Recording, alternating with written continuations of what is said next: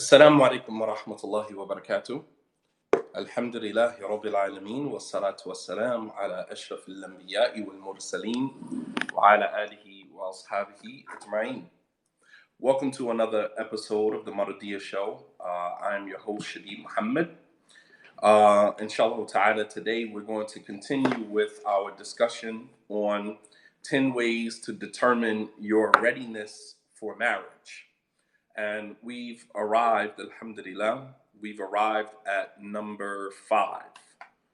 Number 5 from the ways to determine that you are ready for marriage. And number 5 for us today will be your willingness to compromise.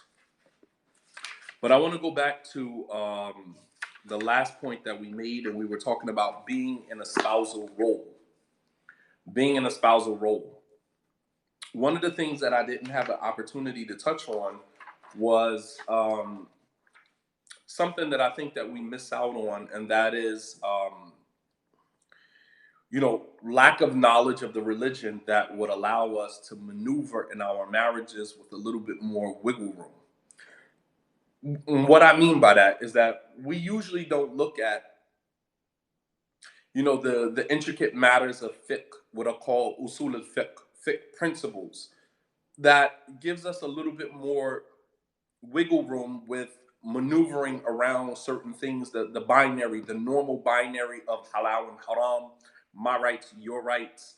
All right, those are binaries. Those are boundaries that have been put in place by the religion. But then there is wiggle room in that when you understand usul al-fiqh, you understand fiqh principles, and you understand principles like, taqdeem a'la maslahatain, that when you have two things, that are beneficial, that you go for the one that is most beneficial. All right. Or, if you have one thing that is detrimental, one thing is beneficial, then you give precedence to the thing that is beneficial over the thing that is detrimental. And there's so many other fiqh principles in our religion that we don't necessarily use because many of us don't know how. We don't have knowledge of that. And so what I'm saying is that when husband and wife go into the institution of marriage, they can maneuver in their marriage as they see fit. The religion does give us wiggle room to navigate our marriages in the way that works for us. It doesn't always have to be black and white, halal, haram, my right, your right. That is a very elementary way of looking at your marriage. I remember translating for one of the scholars, Sheikh Muhammad ibn Abdul Wahab, Hafidhahullah, one time. And he said, if brothers and sisters understood, marriage, if they understood marriage, they wouldn't need a marriage contract. They wouldn't even need a marriage contract because you would be that flexible that anything my wife asks me for and I can find, some type of legitimacy or justification for it in the religion, I'm going to do it. And vice versa. You know what I mean? So this whole argument of whether it's halal for the wife to work or whether it is haram for a man to marry another woman and, he doesn't have enough money to take care of the first wife. All of these things could be worked out within that family unit without it necessarily have to be, my right, your right, halal, haram, this black and white approach to everything in the religion. It is just very elementary, man. It's very immature. And when you understand that there is wiggle room in the religion, depending on circumstances, situations, you don't have to live by, this code, this rigid code of my rights, your rights. You're not giving me my rights. I'm not getting my rights. Halal, haram. You can find ways to make that situation work for you and to navigate that situation. Of course, within the boundaries of halal and haram. I'm not saying step outside of that. I'm not saying step outside of the boundaries of halal and haram. What I'm saying is that due to our lack of knowledge of the other matters of the religion, that allows us to move within this binary with a little bit more wiggle room. There are masalih, mafasid, there are benefits and detriments, there's pros, there's cons, there's, sometimes we have to give precedence to one thing over another due to the circumstance and situation. And I hope that I'm making sense. I hope that I'm making sense, because it's really hard to try to explain to people who don't have like a foundational understanding of these issues. It's really hard to explain to them to get them to understand that. This is one of the reasons why I don't get into arguments and debates. It's like, well, where does it say that it's halal to do that, or where is it permissible? You're looking for dalil in terms of, an ayah from the Quran or a hadith from the Sunnah of the Prophet Sallallahu Alaihi Wasallam. But although those are the sources, the foundational sources of information in our religion, but there are branches. The Quran branches off into other fields of knowledge, other sciences. Hadith branches off into other sciences. And if a person doesn't understand that, it's really hard to try to explain. I much rather just say, you know what, you got it, because I can't explain that to you. I can't explain it to you. So, understanding these things allows us a little bit more room to, move freely within the confines of halal and haram, spousal rights, and etc. Which because we don't understand this, we make our lives so difficult. Husband and wife can choose the type of setup that actually works for them within the foundational principles that helps them, navigate the terrain of their marriage. They can navigate. It doesn't have to be black and white. You know what I mean? All right. So that's the other point that I wanted to add to the last issue that we covered. So now we move on to number 5 from the um, from the signs that determine, or from the means or the ways that determine whether or not you are ready for marriage. So number 5 for us today is willing to compromise. That if you are not willing to compromise, then you are not ready to be in any type of relationship, because every relationship requires some level of compromise. Every relationship, whether it's a friendship, a business partnership, whether it's a marriage, whether it is a relationship for those that are not Muslim, that are listening, that are, in long-term relationships, you know, it's any relationship requires some type of compromise, negotiation. If you are not willing to compromise to get your needs met, then you are not ready to be in a marriage. If you believe that the only way to get what you want in a relationship is to be verbally, physically, emotionally, or spiritually abusive, then you are not ready for marriage. If you believe that the only way to get your point across, or the only way to get what you need in this situation or out of this situation, is to be verbally abusive, emotionally abusive, manipulative, spiritually abusive, using the religion, manipulating the religion, to get what you need out of the person. If you believe that that is the only way that you can use, the only method that you can use to get your needs met in that situation, you are not ready for a marriage. You're not ready for a friendship. You're not ready for any type of ship. Whether it is a courtship, relationship, friendship, you're not ready to be in anybody's ship if you are not understanding that you do not have to be manipulative. You do not need to be emotionally, verbally, spiritually, physically abusive to get your needs met in that situation. I said that is a bully. Let me tell you something about bullies.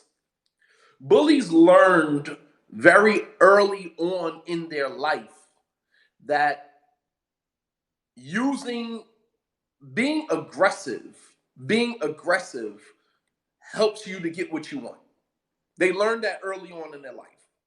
Whether it was in grade school, kindergarten, first, second, third grade, they learned by applying pressure to people, right? They don't function with the art of negotiation. A bully does not negotiate, because to negotiate for a bully would mean they can't have their cake and eat it too.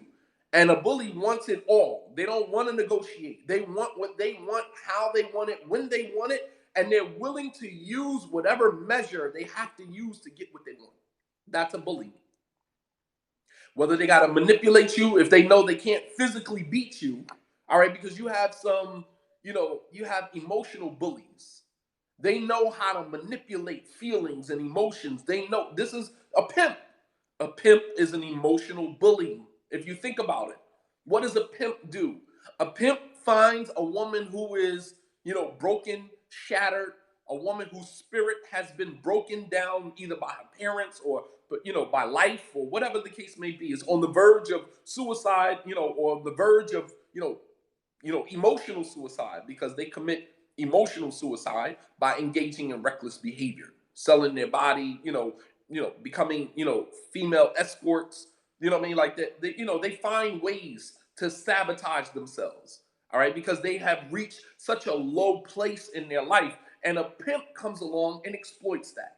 He takes advantage of that. He finds the most broken woman he can find, and then he exploits that for his own, for his own benefit. All right, whether it's financial, whether it's just, his own insecurity to make him feel better about himself. So he's manipulating this woman, and this woman, and got these women out there doing things for him, just to, make up for these insecurities that he has. You have some men who do that as well, not just pimps. But this is an emotional bully, because rather than empowering the person to feel better about themselves, empowering the person to be able to meet life on life's terms, right? And instead of doing that, they exploit the vulnerability of people who are, down on their luck or down and out in their lives or have hit rock bottom in their lives. This is what they do. This is an emotional bully. And he uses manipulative practices to get his way out of these women. All right.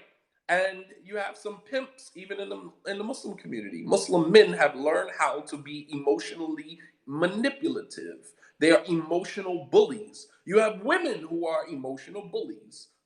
You're going to get what you want out of this situation. You're going to emotionally bully this person because you're going to manipulate this man into believing that he's not doing enough. Meanwhile, the man is bending over backwards to give you the world and everything in it. And you flip it on him and like, nah, you're not doing enough. So he's on this hamster wheel, running, chasing his tail. Meanwhile, he will never get off the hamster wheel, because you're always going to make him feel like, nope, you're not doing enough. Nope, you're not doing enough. Nope, you need to do a little bit hard. You need to go a little harder. And meanwhile, he's just on the hamster wheel, running. You know what I mean? And he'll never get off that hamster wheel. That is emotional bullying to get what you want. You're not willing to sit down and negotiate with the person. You just want what you want from the person, and you could care less about what they want. That's exploitive. That is exploitive. That is manipulative, and that is bullying. So this is how a bully learns early on in his life or her life to get what you want. You have to be aggressive.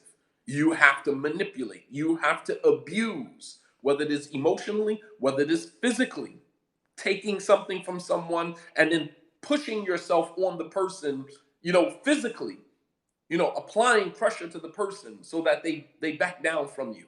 So you have learned early in your life using physical aggressiveness, emotional manipulation, right? And then we manipulate the religion. So we use spirituality now to get what we want now in the Muslim community, especially men. We sit in the masjid, we'll sit around a scholar or a student of knowledge, we'll hang around long enough. And this is for students of knowledge to be aware of the type of people that you keep in your circle. If you are not having stand-up men in your circle, that is a reflection of your duplicity as a student of knowledge. That means that you have two faces. That is a reflection of your duplicity as a student of knowledge. Because the people that you have around you, think about the Prophet ﷺ. Did he ever bite his tongue about some of the Sahaba radiallahu ta'ala anhum ajma'een that were around him that, had some type of behavior, deficiencies in their behavior, in their character? He didn't sugarcoat anything. He told Abu Dhar, you are a man who has traits of jahiliyyah in you. He said that to his face. He also said to Abu Dhar that innaka imri'in da'ifun. Like Abu Dhar came to the Prophet ﷺ and said, put me, istamilni, ya Rasulullah, put me over a place, give me a position of leadership. And the Prophet ﷺ said, no, Abu Dhar, no. You are a weak man. I'm not going to put you in a position of authority or leadership. You cannot handle that. He did not sugarcoat that. When Fatima bint Qais came to him and said, Muawiyah proposed to me, Abu Jahl proposed to me, he said, Amma Muawiyah fasa'iluk la malala. He said, as for Muawiyah, he's poor. He doesn't have any money. He said, Amma Abu Jahm, فَضَرَّابٌ لِلنِّسَاءِ. He beats his women, don't marry him either. He did not sugarcoat. He did not. He said about two men who came into the masjid and then left while he was giving a talk.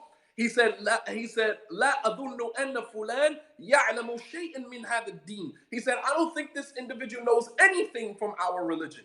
Nothing from our religion. He did not bite his tongue.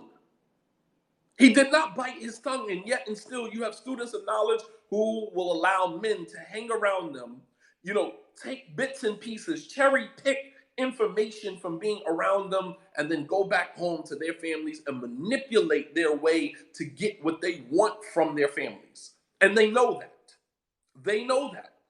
And you don't call them on it. You know what I mean? Like, you don't check them on it. You cannot have people around you like that and not say anything about that, because then you are solidifying your duplicitous nature. That means that you are functioning with duplicity. You have two faces. You have one face in front of the community, and you have a whole nother face as it relates to the type of people that you allow into your circle. That's a fact. Now, you got two choices. Either you can tell it like it is and end up with very few friends, or you can placate people's feelings and turn a blind eye to blatant oppression that's going on in your circle. And, you have to answer for that. You have to answer for that. You know what I mean? I'm sorry. I refuse to be like that. If we're going to follow in the tradition of the Prophet ﷺ, he did not cut his tongue. He did not give people passes when he knew that they were blatantly wrong in situations. He didn't give people passes like that. As one of the Salaf, he said, enjoining good and forbidding evil has left me with no friends. Enjoining what is good, forbidding what is evil has left me friendless. And if that's what it takes, it is what it is. But I'm not going to, you can't allow people, and this is what some brothers do. They hang around students of knowledge long enough to learn how to use the religion, to manipulate the religion to get what they want from their families, whether their wives or whatever the case may be. And it's like, you'll go back to this person and you'll say, well, yeah, this is the situation. And then the student of knowledge gives you the tools that you need to go and manipulate the women that you are in charge of. La wallahi. La wallahi. I'm not giving anybody tools to manipulate the religion, to manipulate another individual. But we've learned early on in our lives how to manipulate people, how to utilize the religion to get what we want out of a person. Well, there's a fatwa on this. Well, the scholars, they say this. And this. And you know what I'm saying? Like, this is all a matter of interpretation. It's all a matter of interpretation. Unless you're bringing me a solid ayat from the Quran or hadith of the Prophet ﷺ, along with an explanation that specifically applies to my situation, it's all a matter of interpretation. It's your interpretation. And, we will manipulate to get what we want. So if you are not willing to compromise or negotiate to get what you want, and you would rather believe that to get what you want in a relationship, you have to be verbally, physically, emotionally, spiritually abusive, you are not ready for marriage. Do yourself and other people a favor and stay the hell out of the realm of marriage. Stay out of marriage. Do yourself and do other people a favor, because if you've learned throughout your life, in order to get what you want, you have to be manipulative. In order to get what you want, you have to be abusive. If that's how you learned in life, you need to unlearn that and then relearn that you can negotiate. You can compromise to get what you want. You can. I'm going to show you. I'm going to give you some examples in the life of the Prophet ﷺ of how he used negotiation and compromise to get what he wanted out of a situation. And that goes for both men and women in relationships. You have to learn the art of negotiation. You have to learn the art of compromise. Sisters, if a man says to you no, husband says to you no, there's some men who their default button is no. You come to them and you ask them something, immediately they say no. No. That's their default button. And for some men, that's their comfort zone. As a woman, you have to learn how to maneuver around that. You have to learn how to compromise. No is just the first step in negotiation. No doesn't mean that's it. Even with Aisha radiallahu anha, when the Prophet sallallahu alaihi wasallam said, "Go tell Abu Bakr to lead the salah," Aisha said, "O Messenger of Allah, can you let somebody else lead the salah? Because when Abu Bakr stands to lead the salah, he cries. وَلَا نَسْمَعْ مَا يَقْرَأْ مِنَ الْقُرْآنِ." And we cannot hear what he's reciting from the Quran because he cries so loud, so profusely. The Prophet ﷺ said, "Go tell Abu Bakr I said to lead the salah." He did not budge. He did not budge on that. So as Aisha's leaving, she saw Hafsa coming in, and she says, "Hafsa, go tell the Prophet." And I mean, mind you, Aisha had it was a legitimate claim. It was a legitimate claim. She didn't want her father to lead the salah. As the scholars explain, not necessarily because he cries too loud, because Aisha was afraid that people would start loving Abu Bakr as much as they loved the Prophet ﷺ, because this was the time when he was sick. This was the time when he could not lead the salah. And Aisha did not want people during the life of the Prophet ﷺ to now begin to turn to Abu Bakr anhu, and love him the way that they used to love the Prophet ﷺ. She didn't want that. She wanted the ummah to love the Prophet ﷺ all the way up until he took his last breaths. You understand? So it was a legitimate thing. Not to mention, if he cries so much and you can't hear the salah, it's a legitimate argument. So it wasn't that Aisha was being manipulative. So that Hafsa's demeanor was a lot like her father, a lot like Umar radiallahu anhu. As a matter of fact, Umar said to Hafsa when the Prophet ﷺ divorced her, "I don't see that the Prophet ﷺ divorced you except that you are just like your father. You have a very, you speak your mind, you speak your piece, you don't care, you're very straightforward, you're very forthright, and I don't see that the Prophet ﷺ divorced you except that you are just like your father." Subhanallah. So Aisha sees Hafsa, on her way to go visit the Prophet ﷺ. So she, gets her in a little bit of trouble. She says, "Go ask the Prophet ﷺ to let somebody else lead the salah." And when Hafsa came, now mind you, Hafsa didn't know that the Prophet ﷺ had already told Aisha to let Abu Bakr lead the salah. Hafsa was not privy to that conversation. So Hafsa goes and tells tells the Prophet ﷺ, "Hey, why don't you let Abu Bakr lead the salah?" And the Prophet ﷺ says, "Subhanallah, you women are like the women of Yusuf." Just very manipulative. Very manipulative. "Go tell Abu Bakr I said lead the salah." And Hafsa realized at that moment, Aisha got that off on me. She manipulated me into trying to convince the Prophet ﷺ, to, let someone else lead the salah. And the point that I'm making is that Aisha did not stop at no. That's what I'm saying. I'm not saying that women have to use the measure that we found being applied in this particular situation. That's not what I'm saying. What I'm saying is that no is just the first step in negotiation. Don't let no be the end of the conversation. Sometimes men say, "No, that's it. I'm not engaging anymore. No, that's it. I don't want to talk about it anymore." Okay, cool. We don't have to talk about it anymore right now. We don't have to talk about it anymore right now. But, we can continue the conversation. We'll put the conversation on pause. You have to be persistent and you have to be negotiative. You have to be willing to compromise. Okay, so what can I do? What can I say? What can I offer to get you to say yes? There has to be some type of way we can negotiate this. A woman may want to travel, want to go somewhere, this weekend. And the husband is like, "No, traveling alone, for a woman is haram." He holds to that position as men should. All right. Traveling for a certain distance is haram. I'm not going to be, I can't go with you and I don't want you traveling by yourself. So the answer is no. Okay, so what can a woman do at that point? Okay, my son is 16, 17 years old. How about I take, Muhammad? How about I take Abdullah along with me? He's 16, he's 17 years old. He's old enough to be a mahram. He can travel with me. How can the husband argue against that? He's a mahram. How can he argue against that? You went and you found a way to negotiate, compromise to get what you want. Compromise to get what you want. And you got what you needed. That is the art of compromising.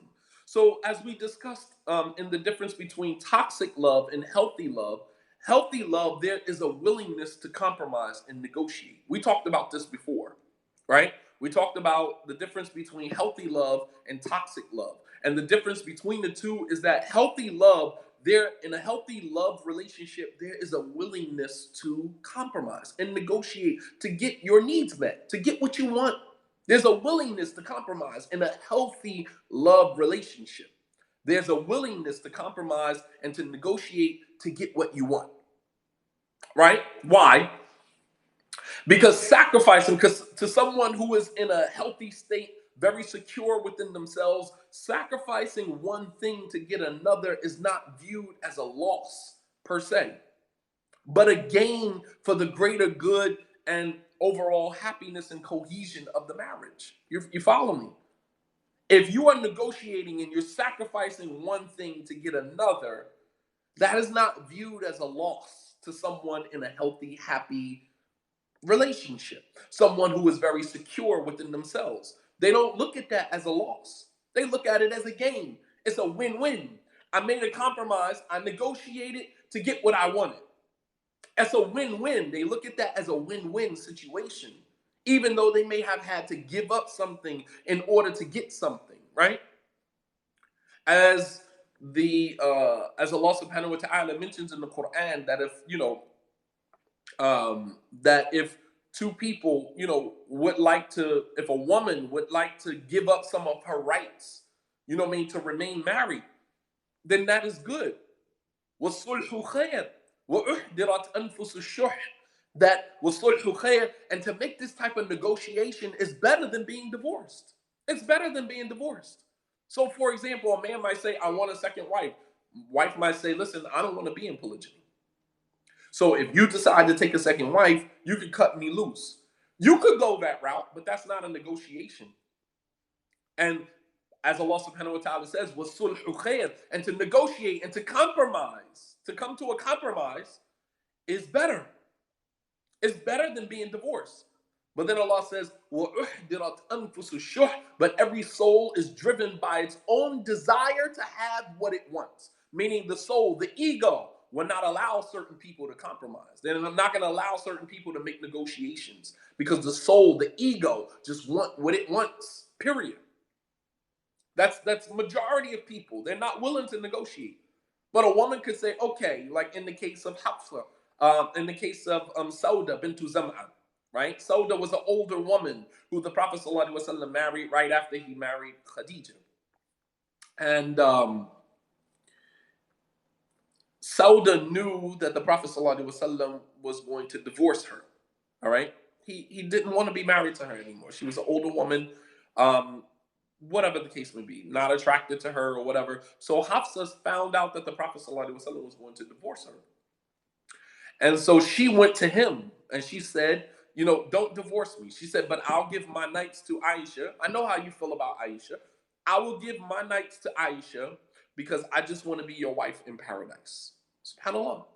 Negotiation. She negotiated for paradise. You know what I mean? Think about that for a moment.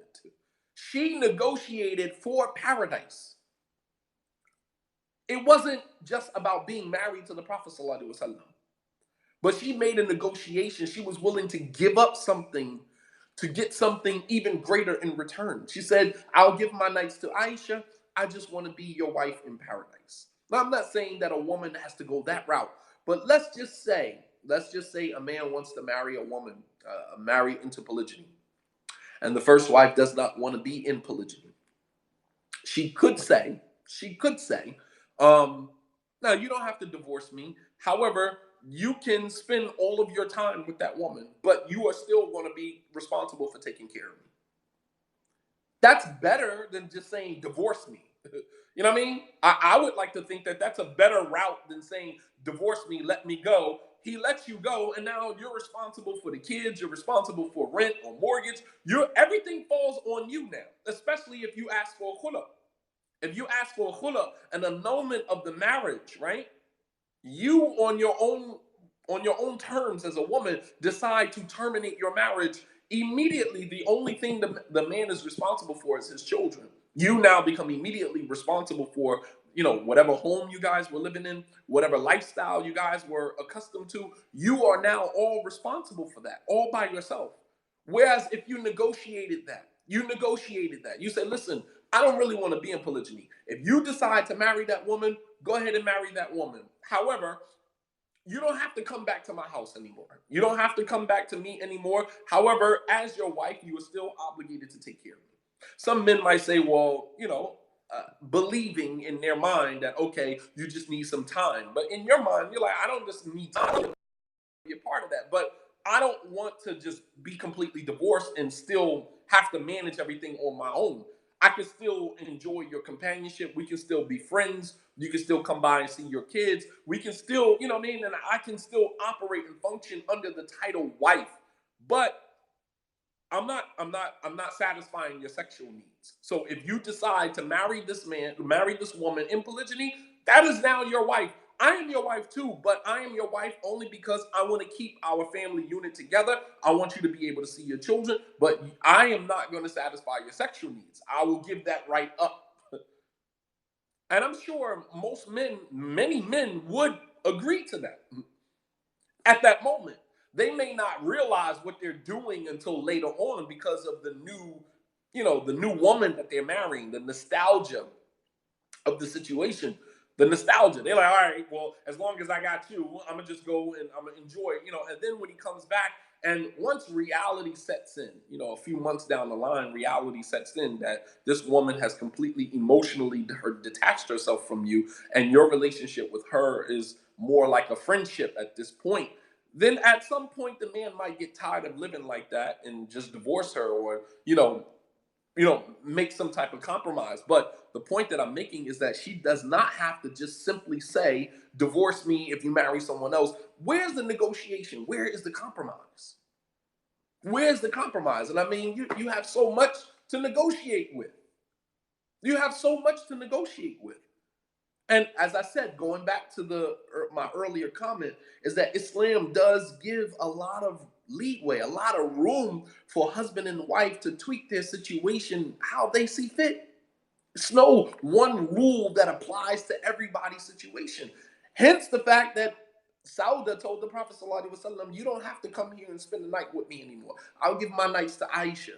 That was her right to do that. And the Prophet ﷺ agreed to that. He agreed to that. In addition, when the Prophet ﷺ came out of Hafsa's house with Maria, and he said that I'll make Maria haram for me, to make up for what I did for you. And Hafsa accepted that. That was a compromise. Hafsa said, how can you come out the house with Maria and sleep with her on my day, in my house, in my bed? You wouldn't have done that to any other woman. Hafsa was hurt by the Prophet ﷺ's action. And and to make that up, the Prophet ﷺ said, well, I'll make Maria haram for me. I won't ever go to her again. Hafsa agreed to that. Now, mind you, Allah subhanahu wa ta'ala admonished him for doing that because he shouldn't have made her haram, because Allah subhanahu wa ta'ala made her halal for him. You're essentially making something haram that Allah made halal, and that's not appropriate. And Allah subhanahu wa ta'ala admonished him for that in Surah At-Tahrim, right? The point that I'm making is that he was willing to make a compromise. He was willing to make a compromise. And that goes for men. You might have messed up in a situation. You know what I mean? Like maybe you're courting with a woman in the wrong way. You're communicating with a woman in the wrong way. And your wife finds out about it. And your wife says, I'm not accepting that woman as a co-wife. So to compromise, the man, instead of pushing on the throttle and forcing the woman to accept that situation, you can compromise. You can say, okay, what if I just terminate this situation altogether? And I just say, hey, listen, we started off this situation haram, in a haram manner. My wife is not going to accept you as a co-wife. So we need to make tawbah and we need to leave this situation alone. How about I dead this situation, try to work to earn your trust back. And then, maybe a year from now or 2 years from now, I go at it again and I do it in the halal way. I do it the right way. That's a compromise. That is a compromise. Why shouldn't it be?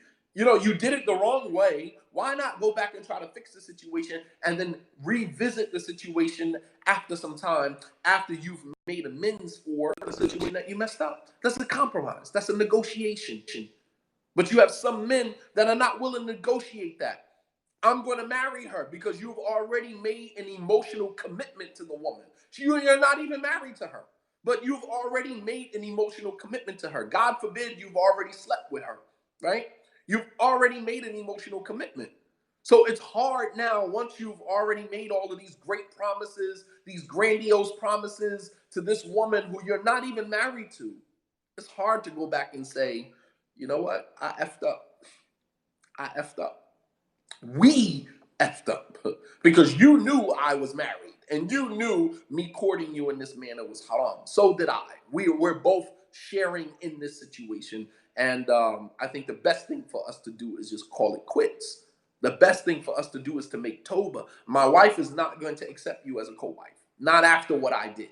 Not going to happen. And so we can say, well, why does the wife get to go? Because that's his wife. What do you mean? How does the wife get to walk away with him? And meanwhile, the mistress is just stuck in this situation. Well, she put herself in that situation. She put herself in that situation knowingly, willingly. She put herself in that situation. The wife, how could you blame her for deciding to continue on with that man? That's her. That's her husband. You don't know how many years she's invested in that situation. You don't know how many children have been invested in that situation. And if she decides to forgive her husband and she decides to work out whatever situation they need to work out, that is totally up to her. That is her right to do so. The mistress, the woman he was courting, has absolutely no obligation to him, nor does he have an obligation to her, other than the verbal or emotional commitments that they've made to one another, which was haram anyway. You follow me? It was haram anyway. So sacrifice in healthy relationships, healthy people in healthy relationships don't look at compromise or negotiation of one's to get one's needs met to get one's needs met. They don't view it as a loss. Whereas a person who is toxic, on the other hand, in a toxic relationship, in a toxic individual, there is no willingness to compromise. There's no willingness to negotiate. Every negotiation is met with a stoic posture of resistance because the person believes that losing one thing for another is oppression. How? Because when you're used to privilege, equality looks like oppression. When you're used to privilege, when you're used to having things your way, being equal and giving a person an equal footing with you by negotiating and compromising, it looks like oppression. When a person is used to a privilege, right, equality seems like oppression. And this is what bullies do. Bullies have, the privilege. They've never had to negotiate anything. They've never had to compromise anything. They've always gotten their way in every single situation. And as Aisha radiallahu anha, she said about the Prophet sallallahu alaihi wasallam, ما خير النبي صلى الله عليه وسلم بين أمرين إلا اختار أيسرهما ما لم يكن فيه إثم. That the Prophet sallallahu alaihi wasallam was never confronted with two situations. Here again, the negotiation, the compromise. The Prophet sallallahu alaihi wasallam was never confronted with a situation, with two situations, except he chose the easiest of the two. He chose the easiest of the two. So as long as there was no sin involved. That is a compromising nature. Not only that, in the Treaty of Hudaybiyah, when the Prophet ﷺ took the Muslims to go perform Umrah, and he was stopped by Quraysh from entering into Mecca, and they ended up signing a peace treaty known as the Treaty of Hudaybiyah, right? Before they signed this document, the Prophet ﷺ had to consult with his companions. He said, وَالَّذِي نَفْسِي بِيَدِهِ لَا يَسْأَلُونِي خِطَّةً يُعَظِّمُونَ فِيهَا حُرْمَاتِ اللَّهِ إِلَّا أَعْطَيْتُهُمْ إِيَّاهَا. The Prophet ﷺ said, I swear by the one in whose hands my soul is in.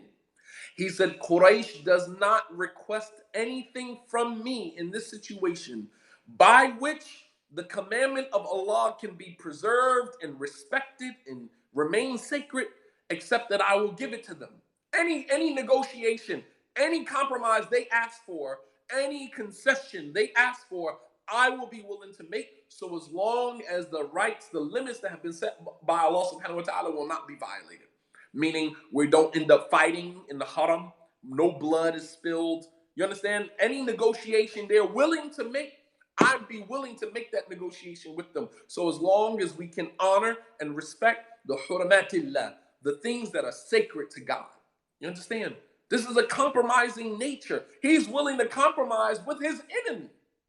We're talking about husband and wife compromising within the confines of their marriage. This is not your enemy. This is supposed to be your partner. Your wife, your husband is supposed to be your partner. Here we're talking about the Prophet ﷺ negotiating, compromising with his enemies.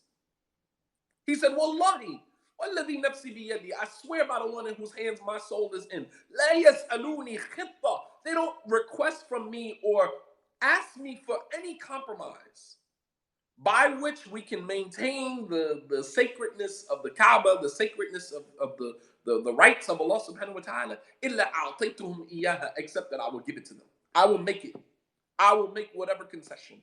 As long as I can return my companions back to Medina unscathed, unharmed, untouched, I will be willing to make whatever negotiations they put on the table.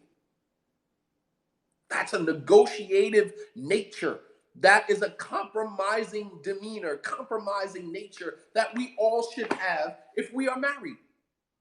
You have to learn how to be, easy to compromise with, easy to negotiate, willing to sit down at the table and say, what do you need? What do you request from me? What can I offer to make this happen? And some of us, we believe that, being so stoic, being resistant, we have a resistant nature. And that is not what knowledge does. Knowledge softens your heart. Knowledge doesn't harden your heart. That's not what knowledge does. Real knowledge makes your heart soft. Real knowledge makes your heart soft. Information makes you hard because you got a point to prove. You got information that you need to display to people to show how smart you are, to show how uncompromising you can be. But a person who is intelligent, a person who is wise, sees compromise as, just another means of me getting what I need. And if I got to give you something in order to get something in return, that's not a loss. That's a gain. That's a win-win for both of us. You guys follow me? That's a win-win for both of us. And we need to learn the art of negotiating. Even when the Prophet ﷺ, before he became a prophet, right? And he walked into the sanctuary of the Haram, and Quraysh were about to fight with one another in order to decide who was going to put the black stone in its place, right? And they chose the Prophet ﷺ. They chose Muhammad ﷺ, who wasn't even a prophet at that time. They chose him to be the one to decide. You, Muhammad, decide who's going to put the black stone in place. So you got all these tribes standing around. You got all these different chiefs, leaders of their tribes waiting for the Prophet ﷺ to decide who was going to be the one, the chosen one, the privileged one to put the black stone in the Kaaba in its place. What did the Prophet ﷺ do? So wise. Did he say, all right, you're going to be the one to do this? No. He said, we can all do this. That is a compromising nature. He had a compromising nature. We can all do this. How about we lay down the sheet, you from this tribe grab that corner, you from this tribe grab that corner, you from that tribe grab that corner, you from that tribe grab that corner. We all lift it up and we all put the black stone in its proper place. How about that? And now we all share in that extraordinary, event. How about that? And they agreed to that. That was his nature, to compromise, to negotiate. And it was a win-win for everybody. And this is the art of negotiating, compromising to get what we want. being a bully, bullying people and manipulating people to get what you want, this is not the quality of somebody who is ready to be in a marriage, ready to be in a relationship with people. You know what I mean? Whether in any capacity, they're just not ready for that. And I'll stop here, inshallah ta'ala. Wa sallallahu ala nabiyyina Muhammad wa ala alihi wa sahbihi wa sallam taslimin kathira wa akhiru da'wana and alhamdulillahi rabbil alameen. So I'll open up the thing for questions and answers. I'll restart the Periscope, inshallah.